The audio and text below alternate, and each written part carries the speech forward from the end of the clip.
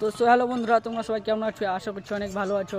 তো আমরা এখন আছি, দেখতে পাচ্ছ, ইট ভাটাতে। তো তো তোমাদেরকে একটা জিনিস দেখাচ্ছি, যে ইটটা মানে কী করে পোড়ানো হয়। তো চলো দেখা যাক কী করে ইটটা পোড়ানো হয়। এখানে সবাই ইটটা পোড়াচ্ছে, তো দেখা যাক।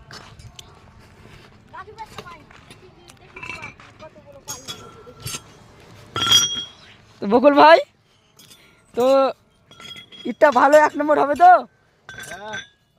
সত্যি হবে তো? আচ্ছা ভাই, তোমাদের বেতনটা কত করে দেয় একটু বলবা? বেতন 20। ও, জাস্ট 20,000 মাত্র মাসে? ক ঘন্টা ডিউটি করো তোমরা? 8 ঘন্টা। 8 ঘন্টা? তো এই যে কয়লাটা মারছো, তো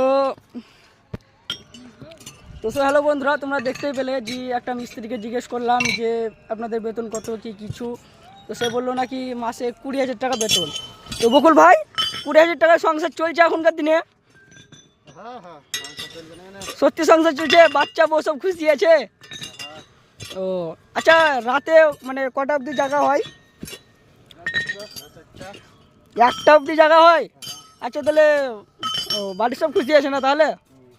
তো হ্যালো গাইস, তোমরা এখানে ভাবতেই পারছো রাত 1টা অবধি কাজ করে, কিন্তু মানে বাড়িতে সবাই খুশি আছে। তাহলে কি করে খুশি আছে নিশ্চয়ই তোমরা বুঝতে পারছো। তো বকুল ভাই, আর কিছু বলবে নাকি?